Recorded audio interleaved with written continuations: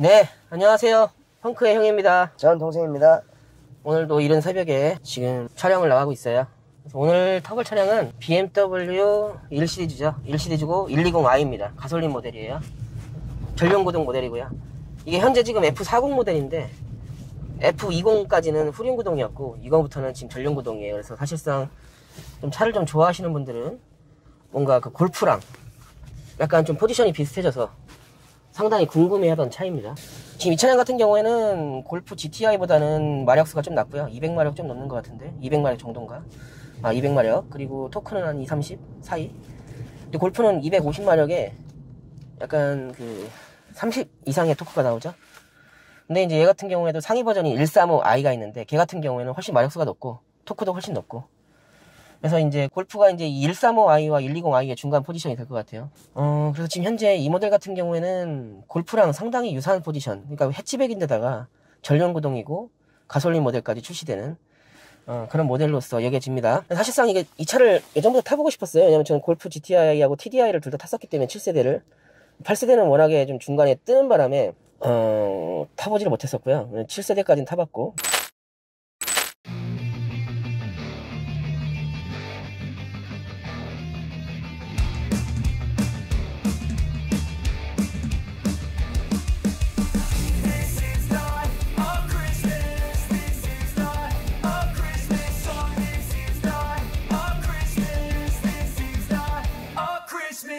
The Christmas tree's on fire. Santa's holding the lighter. My parents are both liars. I got gifts but one subscribers. Thanks for the candy basket.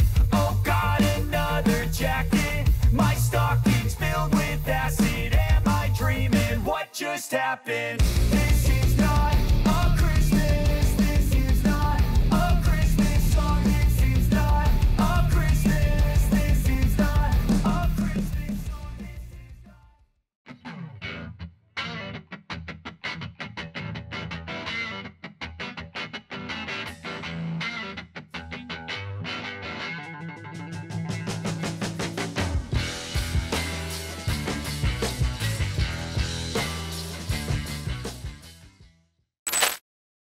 근데 지금 첫 느낌 같은 경우에는 골프보다도 좀 작은 느낌이에요. 넌 어때? 나는 i30 느낌이 무신 나네. i30보다도 작지 실내는. 그러니까 이게 되게 재밌는 게, 물론 같은 차량의 크기라고 보기는 어렵지만 그래도 거의 크기는 대동소이하거든요. 외장의 크기는. 근데도 불구하고 실내 크기는 여전히 수입차가 작은 편에 속한다. 느낌이 그렇다. 실내 크기를 측정을 해보겠지만 어쨌든 첫 느낌은 상당히 그렇게 큰 차는 아닙니다. i30보다 좀 작고 골프랑은 비슷한데 골프보다 좀 작아. 그러니까 아무래도 이제 이런 도어 트림 같은 손잡이라든가 이런 것들이 좀 많이 다리 쪽으로 튀어나와서 그렇게 느낄 수도 있고, 아니면 실제가 그럴 수도 있고.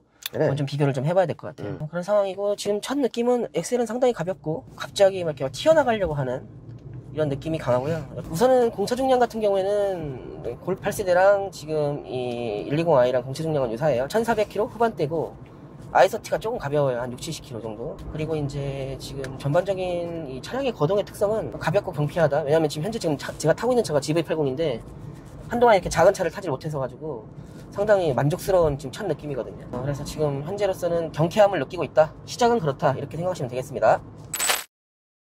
자, 이 차 실내 소재는 어떤 것 같아? 실내 소재는 우선은 내 입장에서는 GV80 이전에 잠깐 타던 차가, 이제 잠깐은 아니구나, 2년을 탔구나, 그 3시리즈였잖아. 최근에 330e 하이브리드. 그렇지. 그거에 비해서는 확실히 이제 부분 플라스틱 소재가 많이 사용되었다. 그런데 천장은 블랙으로 되어 있어서 상당히 뭔가 실내 그 내장재 색깔과 어우러짐에 있어서 좋은 것 같고. 근데 이제 블랙이라고 하더라도 색깔만 블랙이야. 뭐 거의 뭐 부직포 수준인데. 근데 다만 이제 이 통합형 디스플레이로 바뀌기 이전의 버전인데, 이거는 3시리즈 같은 경우에도 통합형 디스플레이 이전에 이렇게 분할로 되어 있었던 게 있단 말이지. 이런 디스플레이의 조작법, 계기판, 그리고 밑에 있는 센터 콘솔의 이런 조작류들이 거의 동일해, 3시리즈랑. 그러니까 1하고 3의 이런 차이보다는 3하고 5의 차이가 크다. 그래서 이거는 3시리즈와 실내는 많이 유사한 편이다, 느낌이. 그래서 뭐 1시리즈보다 고급스러운 차를 사기 위해서 3시리즈를 산다는 건 말이 안 되고, 목적성이 다르다. 그리고 전반적인 느낌은 그냥 그래도 수입차, 프리미엄 라인의 제일 아래급인 1시리즈를 타더라도 뭔가 국산차와는 다르게 조금 소재는 좀 싼 걸 썼으나 어쨌든 뭔가 그 풍겨오는 느낌은 수입차라는 느낌이 난다. 그 정도. 그 정도. 조작부들의 조작 느낌은 좀 어떤 것 같아? 저는 핸들 같은 경우에는 아무리 1시리즈라고 하더라도 이 3스포크로 되어 있고 패들 시프트도 잘 달려 있고 두툼한 핸들. 내가 핸들 소나타를 탈 때 추러스 갔다고 했잖아. 그랬지. 근데 그거와 대비해서 상당히 두툼한 핸들이라는 거지. 스포티하고 그다음에 림 크기도 적당하고 계기판이 잘 보일 수 있도록 위가 더 비율이 높고 아래가 좀 작고 충분히 괜찮아. 근데 버튼의 조작부들도 이 소재가 뭐 그렇게 3시리즈나 5시리즈에 비해서 떨어지진 않아. 다만 이렇게 이쪽으로 한번 보면 알루미늄으로 코팅되어 있는 버튼들이 비율이 좀 1시리즈가 적다. 그 정도 수준으로 보면 될 것 같고, 이렇게 피아노 블랙으로 되어 있거나 아니면 알루미늄으로 코팅되어 있거나 플라스틱으로 되어 있거나 이 구성은 동일하다. 그리고 소재도 거의 동일한 것 같다. 다만 비율이 다르다. 그렇게 이해하면 될 것 같아요. 조작부들은 나쁘지 않아. 거의 뭐 BMW는 5시리즈나 3시리즈나 1시리즈나 느낌은 거의 비슷해. 이 조작부들은. 굳이 뭐 버튼의 감성이 5시리즈가 낫지 이런 사람은 걸으세요. 주변에 있으면 걸으세요. 오바쟁이. 오바쟁이지. 운전자 편의사항은 좀 어떤 것 같아? 운전자 편의사항은 우선 수납 같은 경우에는 생각보다 곳곳에 보여. 그래. 그래서 도어 포켓이 되게 튀어나와 있기 때문에 내 공간이 좁은 느낌이야. 그리고 이런 대시보드 안에도 보면은 그렇게 넉넉하진 않지만 뭐 그래도 뭐 단점으로 지적하기에는 애매하다. 그러네. 트렁크 공간도 뭐 골프랑 유사하니까. 대신에 해치백이라는 장점 때문에 2열을 지금 좋은 게 나왔는데 이 클락션 소리가 아주 50이랑 똑같아. 클락션 눌렀을 때 창피하지가 않아. 그래서 수납 같은 경우에는 뭐 크기에 비해서는 괜찮으나 이 차량 자체가 이 느낌은 내가 느낄 때는 i30는 준중형급이잖아. 우리나라 차로 봤을 때. 근데 이건 한 단계 낮은 액센트급 정도의 실내 크기를 갖고 있다. 그 다음에 이런 아까도 얘기했듯이 BMW의 차의 특징인데 차에 앉았을 때 우선 계기판 잘 보이고 운전대 잘 잡히고 그 다음에 이런 것들도 여기도 보면은 살짝 뒤로 누워있으면서 운전자가 잘 보일 수 있도록 디스플레이 각도를 조절했단 말이지. 이런 것들이 어느 정도는 운전하기가 상당히 편한 편이다. 그러니까 이게 되게 웃긴 게 너무나 내가 좋아하는 해치백에 경량은 아니지만 그래도 경량에 가까운 1500kg대의 무게에 2000cc의 과급 엔진이 들어가 있는 이런 차를 오랜만에 타보니까 달리고 싶다. 이런 느낌이 강력하게 들어. 그러니까 확실히 BMW는 그만의 정서가 있어. BMW 프리미엄 라인보다 훨씬 더 고급 라인을 타는 사람들은 BMW는 잘 보지 않아. 회사성 때문에. 하지만 그래도 일반 사람들, 우리 같은 사람들이 탈 때는 BMW를 타게 되면 상당히 나는 스포티한 차에 앉아있다라는 느낌이 강하게 든다. 그런 걸 구별하지 못하시는 분들은 굳이 BMW 타지 마세요. 왜냐면 통통거리고 불편하니까. 근데 난 스포티한 감성이 더 좋다라고 하는 분들은 BMW가 좋다 이거지. 그래. 이게 저속이나 고속에서의 소음은 어떤 것 같아? 우선은 정차 시 아이들링 시에서는 가솔린 모델이라 그런지 그렇게 심한 소음은 들리지 않아. 근데 이제 약간 아무래도 엔진의 구성이라든가 이런 거는 압축비가 높은 가솔린 엔진이란 말이지. 그 압축비가 낮은 가솔린 엔진은 아니야. 연비나 뭐 성능을 위해서. 그래서 약간 GDI 엔진처럼 타카타카타카타카 하는 그런 약간 소리가 좀 난다. 하지만 내부에서는 뭐 그렇게 신경 쓸 필요는 없다. 주행할 때는 노면 소음은 좀 들어오는데 이 노면 소음이 들어오는 정도는 한 3시리즈 정도? 1.3의 간격이 그렇게 크지가 않네. 그리고 이제 실제로 모래가 튀는 소리라든가 아니면 이런 소리는 그렇게 크지가 않고, 그 다음에 공기 저항 개수까지는 잘 몰라. 하지만 느낌적으로 봤을 때 A필러가 많이 누워있잖아. 그렇지. 그래서 이쪽 A필러 쪽에서 발생할 수 있는 이 풍절음 같은 경우에도 그렇게 크지는 않다. 그러니까 아무래도 프리미엄 라인이다 보니까 크기도 작고 엔트리급이라고 하더라도 약간은 이 내장재나 소음 같은 이런 것들은 조금은 국산차 소형차에 비해서는 나은 것 같아. 근데 지금 이 소리를 들어보면 이 깜빡이 소리가 막 아까 클락션 같은 경우에는 5시리즈랑 비벼볼만 하다고 했는데 너무 싼티나네. 이거 약간 그러네. 그래서 소음 같은 경우에는 고속소음은 내가 볼 때는 크게 심하지 않아. 근데 이제 문제는 뭐냐면 이 바퀴가 앞에는 한국 타이어에 키너지 플러스가 달려있고 뒤에는 이제 브리지스톤의 투란자인가 이게 달려있단 말이지. 앞뒤 사이즈가 똑같은 245 4018이야. 그래서 소음을 내가 좀 덜 느낄 수도 있어. 노면 소음을. 그래서 왜냐하면 뒷바퀴보다는 어쨌든 앞바퀴가 소음을 더 느낄 수 있는데 이 앞바퀴가 키너지가 약간 저소음 타이어에 가깝거든. 그래서 지금 오늘 운전할 때도 코너링이든 뭐든 어쨌든 키너지 플러스에 맞춰서 이 얘기를 할 수밖에 없다라는 점 시청자분들도 좀 인지를 하셨으면 좋겠다 라는 걸 얘기하고, 그 다음에 지금 소음 같은 경우에도 뭐 3시리즈랑 큰 차이가 안 나. 그렇게 소음은 신경 쓸 정도는 아니고 약간 우리나라 소나타에서 한 그랜저 사이 정도? 소나타보다 나은 부분도 있고 그랜저에는 전체적으로 소음은 못 미치지. 그래. 그래도 예전 1시리즈보다 훨씬 난데 옛날에는 깡통의 느낌이 많이 났는데 지금은 아닌 것 같아. 가속력은 좀 어떤 것 같아?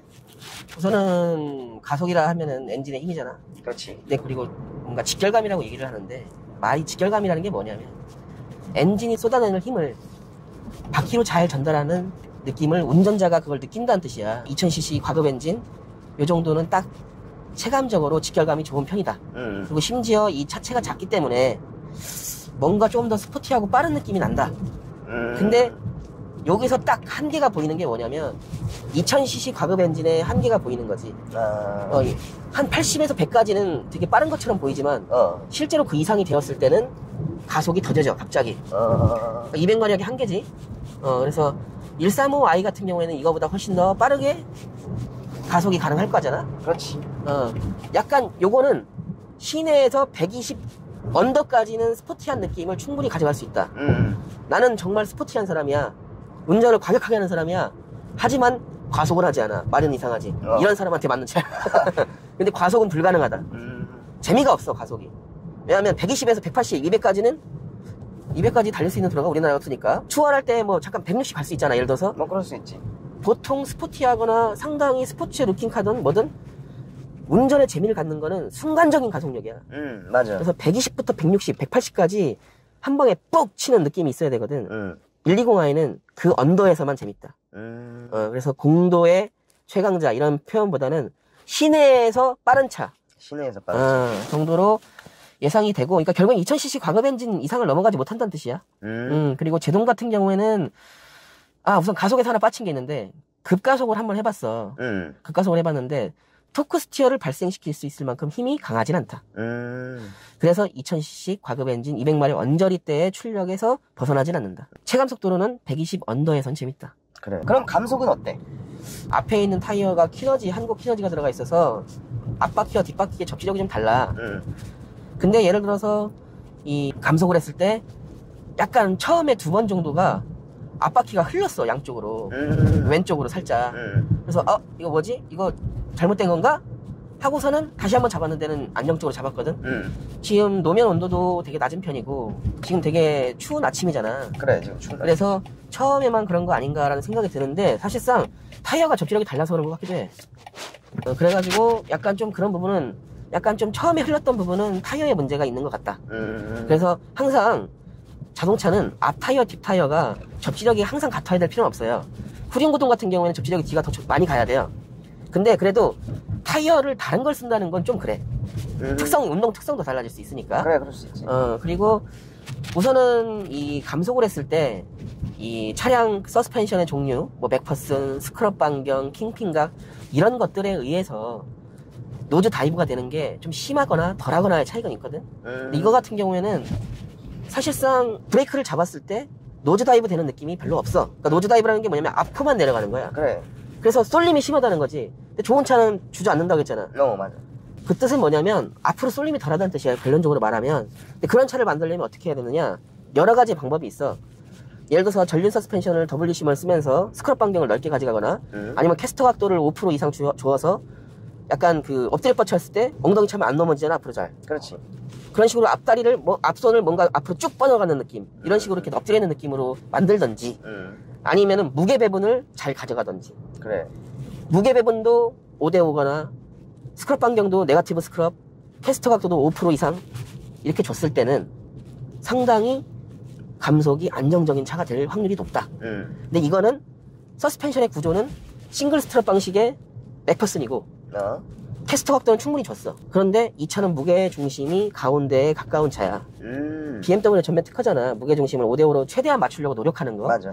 하지만 이 차는 전륜구동차고 엔진을 가로 배치했기 때문에 그렇게 무게 중심이 좋기가 어렵단 말이야. 근데 재밌는 건 골프와 아이서티에도 되어 있지 않은 이 하부 셰시의 서스펜션을 잡고 있는 서브 프레임을 연장하는 바가 범퍼 앞에까지 가 있는데 그 부분을 알루미늄을 썼어. 그러니까 어쩔 수 없이 서스펜션과 엔진을 잡고 있는 서브프레임은 강철로 된 거를 썼지만 3 시리즈는 합금을 썼고 5 시리즈는 거의 완벽한 알루미늄 합금을 썼단 말이야. 근데 최소한 앞에 무게가 증가하는 것을 막으려고 알루미늄 연장바를 썼단 말이지. 그래서 앞에 무게가 그렇게 가벼워. 무겁게 느껴지지가 않아. 그렇다는 것은 감속에도 영향을 준다. 감속에도? 감속을 했을 때 이 거동이 좋다는 건 나는 이 차는 무게 배분이 좀 크지 않을까라고 유추한다 이거지. 왜냐하면 캐스터 각도도 잘 들어갔고, 하지만 특별하게 서스펜션 구조가 노즈다운을 안 시킬 만한 구조가 그 외에는 없어. 그러면 플러스 요인은 캐스터 각도와 무게 배분이다. 난 그렇게 느끼는 거야. 근데 다만 감속력 있잖아. 감속의 거동 말고 감속력은 지금 현재 120i는 그냥 잘 멈추는 정도야. 그냥 뭐 스포츠 드라이빙을 하든지 뭐 와인딩을 하든지 하기에는 좀 약해. 핸들링은 좀 어떤 것 같아? 핸들링? 지금 핸들링이야 뭐 너무 좋지. BMW 특유 핸들링이고 가볍고, 하지만 현대 자동차들의 그 가벼운 핸들링과는 다른, 정확하게 내가 컨트롤할 수 있도록 뭔가 이 점진적으로 힘을 받는 느낌이야. 그러니까 예를 들어서 현대자동차 같은 경우 우회전을 한다. 핸들을 돌려. 처음과 끝이 힘이 들어가는 게 똑같아. 근데 얘는 핸들을 우회전을 돌리면 처음에는 가볍다가 부하가 많이 걸릴 때는 핸들이 들어가는 게 약간 무거워진단 말이지. 그래. 그러면 내가 뭔가 핸들을 틀었을 때 가중되는 부담에 따라서 핸들감이 달라지기 때문에 오히려 더 자연스럽다. 근데 현대는 내가 그랬잖아. i30가 아니라 아이오닉 5나 아니면 팰리세이드를 할 때 핸들이 가벼워서 편하다라고 했잖아. 그래. 그래서 편한 거랑 안정감은 다르다. 그래서 핸들링이 무거워지는 게 코너 중간에서도 점진적으로 무거워지는 느낌이 난다. 그래서 약간 내가 이 차를 운전하는 느낌에 조금 더 가깝게 느껴진다. 뭔 말인지 알겠지? 무슨. 왜냐면 우리가 로지텍 G35 같은 자동차 휠로 게임을 할 때, 지금은 많이 좋아졌지만 처음에는 게임기 같다는 말을 쓰는 게 핸들이 게임기처럼 현실감이 떨어져서 그런 거잖아. 그렇지. 그런 의미를 봤을 때는 이건 그렇지 않다는 얘기야. 그래서 핸들링은 상당히 좋다. 점진적으로 부담을 주는 이 핸들감이 좋다. 그럼 코너링은 좀 어떤 것 같아? 이 코너링은, 근데 이제 쇼코너 같은 이런 시내에서 혹은 와인딩 코스에서의 코너에서는 그래도 BMW네 이런 느낌은 드는데, 이건 이론적인 거야. 앞바퀴 굴림 방식은 코너에서 가속을 하지를 못해. 앞바퀴 걸린 방식. 그러니까 말하자면 전륜구동은, 잠깐 세우고 나서 얘기 좀 해줄게. 아이고, 어르신들의 아침을 깨우기가 좀 그러니 여기서 세워야겠다. 전륜구동 방식은 타이어, 앞 타이어가 두 가지 역할을 다 해야 돼. 뭐를 해야 되냐면 엔진에서 나오는 동력도 받아줘야 되고, 그 다음에 코너를 돌아 나갈 때 이 코너를 돌아 나가는 횡그립에 대해서도 받아줘야 돼. 그럼 두 가지를 해야 된단 말이지. 그래서 그냥 엔진 엑셀을 오프한 상태에서 코너를 돌아 나갈 때는 전륜구동이나 후륜구동이나 큰 차이가 안 날 가능성이 높아. 이거는 그 구동 그립에 대해서만 얘기하는 거야. 당연히 구조적으로 차이가 있기 때문에 차이는 원래 나는 건 맞아. 근데 이 전륜구동임에도 불구하고 BMW 차량 같은 경우에는 좀 가벼운 느낌은 있어. 그러니까 회도성은 나쁘진 않아. 하지만 언더스티어는 분명히 느껴져. 이 3 시리즈나 5 시리즈 그 밖에 이 BMW 차량, 후륜구동의 차량들보다는 앞에가 회도성이 떨어져. 그러니까 회도성은 떨어지는데 가벼운 느낌은 살짝 나. 그래서 아까도 얘기했듯이 일반 전륜구동의 무게 배분은 65대 35, 60대 40. 정말 안 좋은 차는 70대 30까지 들어가거든. 이 차는 그래도 50대 50에 가까운 차인 거는 느낌이 와. 그래서 결론적으로는 코너링은 무게 배분이 좋고, 그래서 가벼운 느낌은 나나 전륜구동의 한계는 벗어나기는 어렵다. 그리고 그나마 좀 다행인 것은 골프와 i30 같은 경우에는 뒷바퀴에 서스펜션이 완벽한 트레일링한 방식의 토링크를 가지고 있는 멀티링크란 말이지. 근데 이거는 세미 트레일링한 방식의 멀티링크를 채택하고 있어. 그래. 그래서 실제로 그 어퍼암과 로우암 같은 경우에도 약간 WC1 형식으로 그 너클을 잡고 있거든. 그렇다는 것은 뒷바퀴의 그립을 잘 살린다는 뜻이고, 세미 트레일링 방식이라는 거는 토어 컨트롤을 해줄 수 있다면 어느 정도는 코너에서, 깊은 코너라면 차가 왼쪽으로 눌리거나 오른쪽으로 눌렸을 때 바퀴의 모양이야. 이게 약간 토 아웃이 될 가능성이 높아. 그래서 분명히 회두성에서 무거움은 느껴지나 돌아가는 건 잘 돌아가. 근데 골프랑 i30는 트레일링한 방식이기 때문에 토 아웃이 될 가능성이 거의 없다. 오케이. 그래서 실제적으로는 이런 언더스티의 느낌은 나나 코너링의 거동은 좋은 편이다. 그것이 가능한 건 뒷바퀴에 있는 세미 트레일링한 방식하고 어퍼암과 로어암이 WC1처럼 움직여주기 때문에 종에서 종으로 떨어지는 휠의 모양, 그것 때문에 접지력을 잘 가져갈 수 있고, 세미 트레일링한 방식 때문에 토 아웃의 성향을 가져갈 수 있다. 언제? 급격하게 코너를 돌 때 차량의 무게가 타이어를 눌렀을 때 그때는 그런 각도가 나올 확률이 높다. 이거는 구조적인 거야. 그래. 실제로 내가 측정한 게 아니잖아. 그치? 맞아. 그렇지. 고속 코너링은 저속 코너링에서 코너링이 좋다. 고속 코너링에서도 좋을 확률이 높아. 그리고 실제로 안정적인 느낌이 나. 근데 이제 고속 코너링에서는 어떤 느낌이 좋냐면, 예를 들어서 이런 거지. 뭐 고속 코너링 뭐 이런 거 뭐 그냥 뭐 천천히 다니면 되는 거 아니야? 맞는데요. 맞는데 우리 지금 고가도로 넘어올 때만 해도 보통 속도 제한은 80이지만 그래. 실제로는 사람들이 100km도 넘어간단 말이야. 맞아. 그리고 심지어 고가도로 넘어올 때는 굴곡진 바운스도 있고 코너도 완만하게 있잖아. 그래. 그럴 때 내가 느끼는 안정감이 달라. 내가 80으로 돌 때도 100으로 돌 때도 뭐 이 정도야 돌 수 있네. 그러니까 사람들이 생각할 때 코너링이라는 건 항상 스포티한 주행만 연결시키는데 사실상 내가 느끼는 안정감에도 영향을 많이 주는 요인이다. 그래서 이렇게 쇼코너 혹은 그 롱코너 혹은 저속 고속에서의 이 핸들링과 코너링이 좋은 차량들은 실제로 내가 이 차에 앉았을 때 뭔가 주행을 함에 있어서 상당히 안정감을 느낄 확률이 높다. 빨리 돌고 안 돌고의 문제가 아니야. 그래. 과속 방지턱이나 안 좋은 노면이나 맨홀 같은 거 그럴 때 주행 질감은 어떤 것 같아? 우선은 아까도 내가 과속 방지턱을 넘어봤는데 이제 시멘트로 되어 있는 아스팔트로 되어 있는 과속 방지턱은 원만하게 잘 넘어가더라고. 부드럽게 넘어가. 근데 예를 들어서 그 플라스틱으로 되어 있는 과속 방지턱이라든가 아니면 노면이 안 좋은 곳에서는 통통통통통통 탕탕탕탕탕탕 쾅쾅쾅쾅 튀어. 그러니까 보통 이런 세팅 같은 경우에는 뭐 이런 세팅류들은 잘 모르지만 어쨌든 큰 힘을 받았을 때는 댐퍼가 훅 먹어주고 잔충격을 받았을 때는 댐퍼가 안 먹어주고 그렇다는 거는 이게 댐핑 압력은 충분히 얘가 부드럽게 갈 수 있으나 스프링에서 보통 이런 식으로 하거든. 근데 좀 간단하게 얘기하면 불규칙 노면 플라스틱 과속방지턱은 탕탕 튀긴다. 하지만 그립을 잃진 않아. 그리고 깊숙한 바운스 저속 고속 바운스는 부드럽게 잘 잡아준다. 부드럽다 생각보다. 그리고 아스팔트로 되어 있는 과속방지턱도 부드럽게 잘 잡아준다. 근데 이거 얘기하다 보면은 내가 떠오르는 거야. 옛날에 타던 거랑 똑같네. 그러니까 BMW 특유의 이 댐핑 세팅이지. 그렇게 보면 돼. 이 차의 가성비에 대해서 한번 얘기해보자. 가성비. 우선 이 차량을 처음 선택하시는 분들은 뭐 사회초년생 그리고 한 가정에 있어서 세컨카 그리고 여성분들이 좀 해치백을 좋아하시는 분들이 선택할 수 있는 차인데 사실상 이 차를 살 수 있으면 가격이 그랜저를 사. 연비 차이도 그랜저 가솔린이나 하이브리드하고 큰 차이는 안 날 거고. 그렇겠지. 그 말이라는 것은 가성비로서는 솔직히 별로 없는 차지. 왜냐하면 한동안 골프가 우리나라에서 각광을 받았던 건 특유의 그 TDI의 연비 효율. 맞아.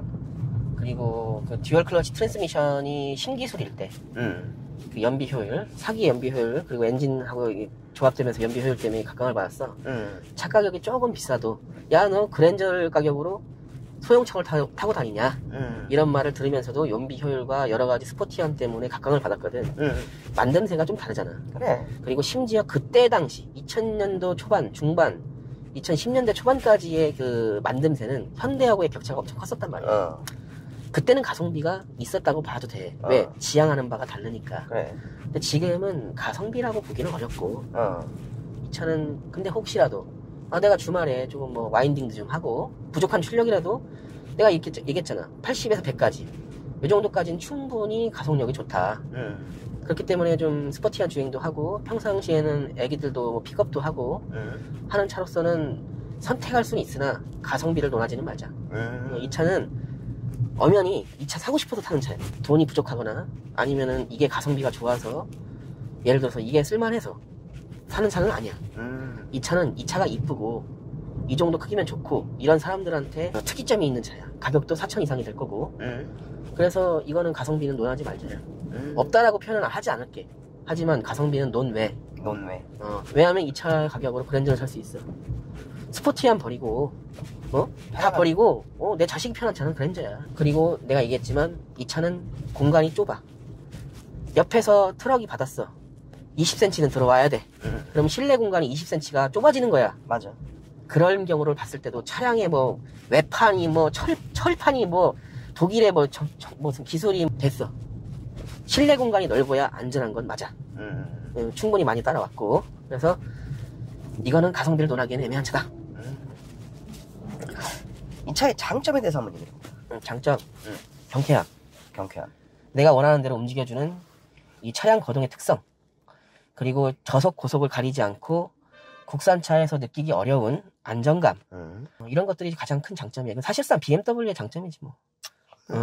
이 사실상 극한으로 몰아붙이지 않는 이상 이 분명히 1시리즈, 3시리즈, 5시리즈 차등을 두고 있거든. 맞아. 그럼에도 불구하고 초반에 이 스레이숄 들어가잖아. 한계치를 공략하지 않으면 일상생활에서는 큰 차이가 안 나.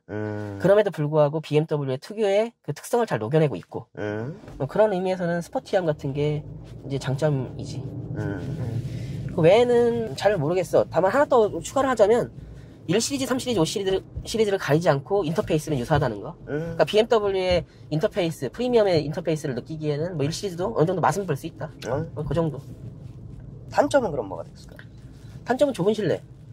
그리고 떨어지는 가성비. 그리고 이제 아무래도 공간적인 면이야. 수입차는 보통 공간적인 면이 단점이 많아. 그래.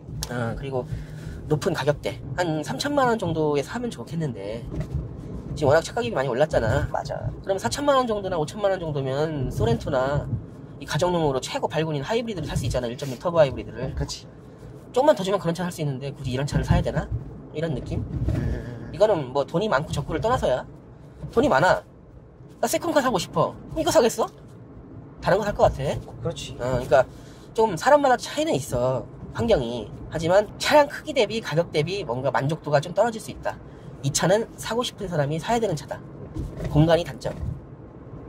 이야. 뒷자리 공간이 아무래도 좀 좁아서 골프보다도 좀 작은 느낌이야. 어우, 좀 작다. 그래서 애기들을 태우고 내리고 할 때도 좀 불편한 스타일이야.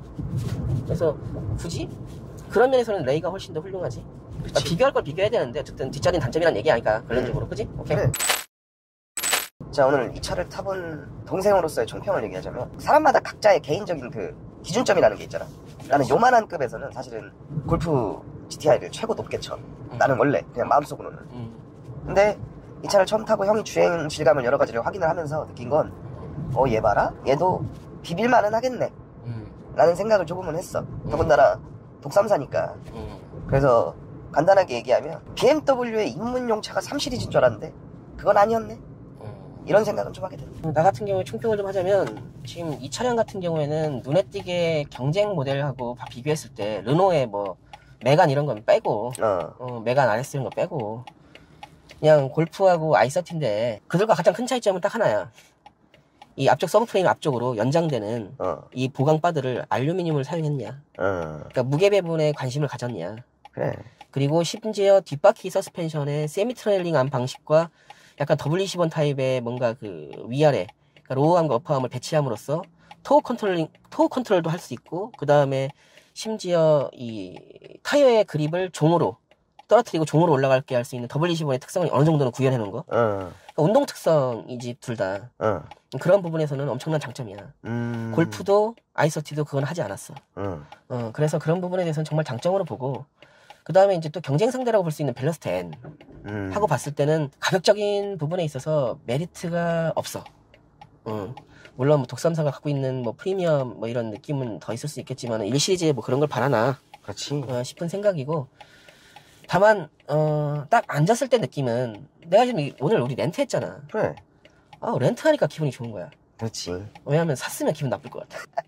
왜냐면 내가 잠깐 앉아가지고 스포티한 거 빼고는 느낌 좋고 핸들 좋고 이 돌아나갈 때 좋고 이런 데서도 코너가 잘 안 보이잖아. 그래.